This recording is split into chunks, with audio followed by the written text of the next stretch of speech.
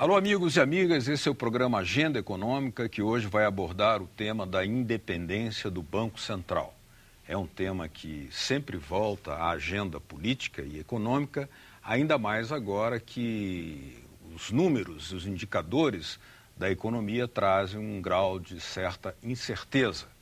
O debate também foi reforçado por uma posição do presidente do Congresso Nacional, senador Renan Calheiros, que sugeriu que esse tema seja incluído na agenda política e econômica. A independência do Banco Central ganhou espaço no debate político na campanha presidencial de 2014 e gerou polêmica entre os candidatos. O Banco Central foi criado em 1964, no governo de Castelo Branco, como uma espécie de banco dos bancos e tinha a imagem associada ao regime militar. A Constituição de 1988 redefine as funções do Banco Central, determina que os nomes indicados para presidente e diretoria da instituição sejam previamente aprovados pelo Senado. Além disso, veda ao Banco Central concessão direta ou indireta de empréstimos ao Tesouro Nacional. Recentemente, o senador Renan Calheiros, presidente do Senado, levantou novamente a tese da independência do Banco Central, mas numa perspectiva distinta da mera valorização do mercado financeiro. Seria a autonomia do Executivo com maior participação do Congresso na definição das políticas financeira e monetária. O nosso convidado para isso é o consultor legislativo do Senado Federal, Rafael Silveira e Silva, que é economista e cientista política, a quem agradeço por ter aceito o nosso convite. Muito obrigado. Obrigado, Beto, pela oportunidade. Bom, nós temos aí um tema que merece sempre a reflexão, e desde que foi criado o Banco Central, lá no 65, 64, né, por aí, ele não sofreu grandes modificações e essa questão atravessou mesmo o regime autoritário sem encontrar nenhum tipo de alteração. Quando veio a redemocratização, imaginava-se que ele seria objeto de alterações. Para a surpresa, ele continua não sendo ainda um tema debatido e uma mudança legislativa nesse sentido ainda não ocorreu. Qual é a sua avaliação sobre isso? Beto, isso é muito interessante porque, como você mesmo falou, na sua origem o Banco Central foi elaborado para ser um órgão com mais autonomia, com um pouco mais de independência. E ao longo dos governos militares sucessivos, essa função do Banco Central, que deveria ser mais independente, foi se transformando para ser como uma espécie de satélite do Ministério da Fazenda. Então, os objetivos dos governos militares, enquanto eles estavam permanecendo, eram objetivos muito mais focalizados para crescimento econômico, para desenvolvimento, e o combate à inflação era quase sempre deixado à margem, era sempre uma prioridade não dada, não muito valorizada naquele período. Então, todas as funções de política monetária que o Banco Central exercia naquele período eram funções que estavam quase sempre agregadas às funções políticas do presidente da República e, obviamente, do ministro da Fazenda, que estava lhe servindo para que os seus objetivos fossem alcançados.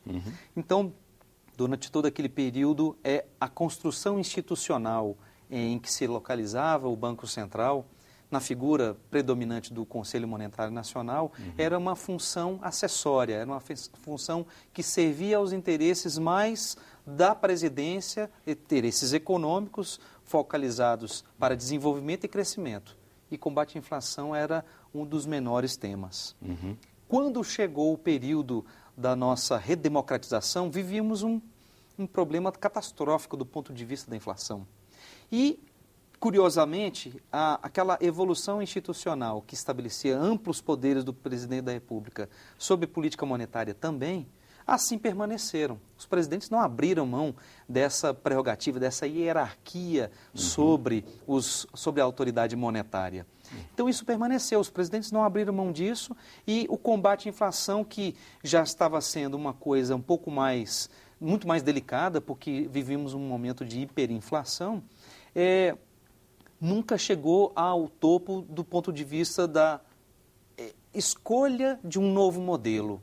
e sim os sucessivos planos econômicos tentavam estabelecer remédios para esse problema, e naquela oportunidade, finalzinho dos anos 80, início dos anos 90, vivíamos também problemas seríssimos de crescimento econômico.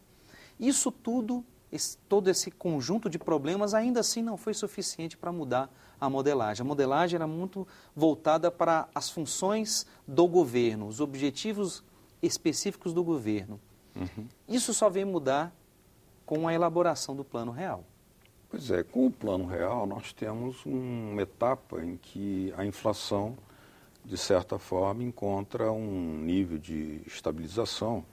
Há outros fatores de descontrole, como a explosão da dívida pública, coisas dessa natureza, que há economistas até que sugerem que a dívida pública que explodiu é a contraface do controle inflacionário. Mas permanece uma etapa ainda agora que a inflação não ameaça com um fantasma de hiperinflação. Por que o debate volta, então, em torno da independência do Banco Central? O que é interessante é que, a partir do Plano Real, a estrutura de governança da política econômica, ela sofre um enxugamento bastante significativo. Naquele momento, até então, o conhecido Conselho Monetário Nacional estava completamente inchado de membros e as reuniões não aconteciam praticamente, eram reuniões de referendar uma decisão saída do Ministério da Fazenda. A sua maioria há de referendo, o Ministério da Fazenda decidia. Todas, isso, exatamente. Então, era um conselho de uma pessoa só, né, de um dirigente só.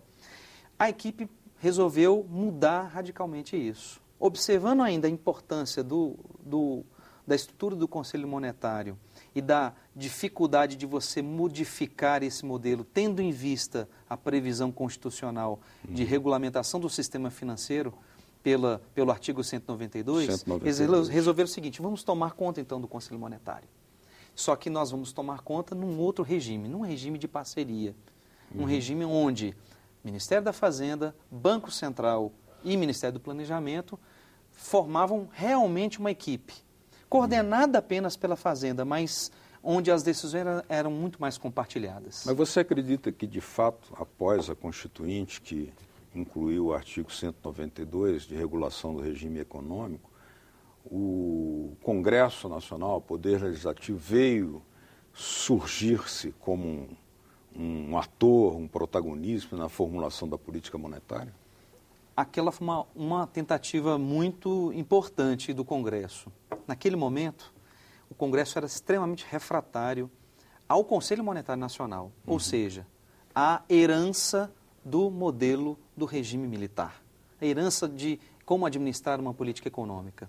E também naquele momento, falar-se em independência do Banco Central era praticamente uma heresia, não se admitia. Então, o clima do Congresso, o clima político do Congresso era um clima de contraposição àquela forma de se governar.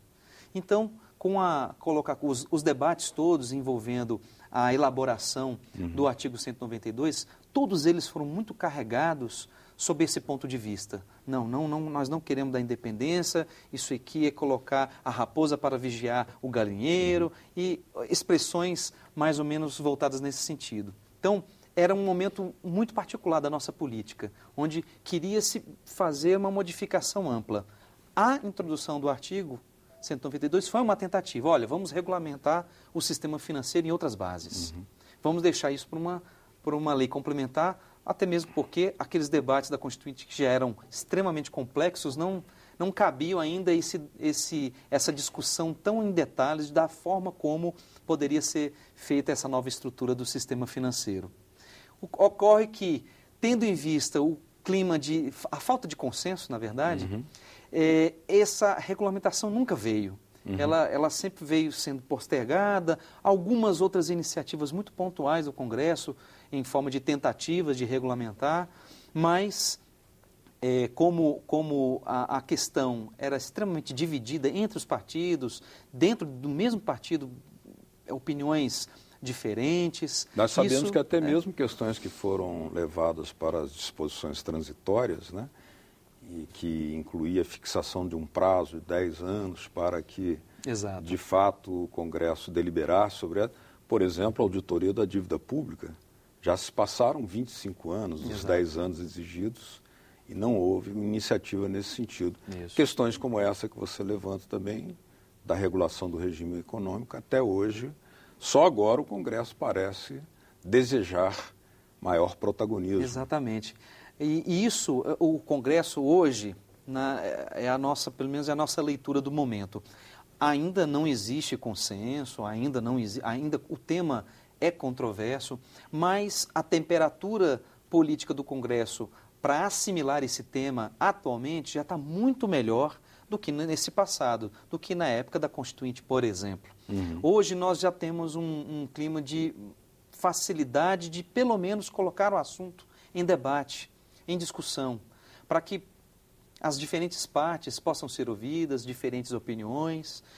Hoje o Congresso está muito mais permeável a esse debate. Hoje ele já permite o debate. Agora, se não há ameaça de uma explosão hiperinflacionária, qual seria a justificativa para que agora ele retornasse à agenda, o tema da independência voltasse à mesa de debates? Isso é interessante porque com a conquista do nosso país do controle da inflação, esse controle passou a ser um ativo muito relevante para a nossa sociedade. Então, controlar a inflação é pressuposto para qualquer coisa. A partir do momento que a forma de você administrar o controle da inflação começa a perder um pouco o rumo, isso já chama a atenção da sociedade. Uma atenção no sentido da preocupação, porque aquele período passado anterior é um verdadeiro fantasma, um pesadelo para todos nós. Nenhum de nós deseja retornar àquele período a qualquer custo. Claro. Então é um ativo muito importante.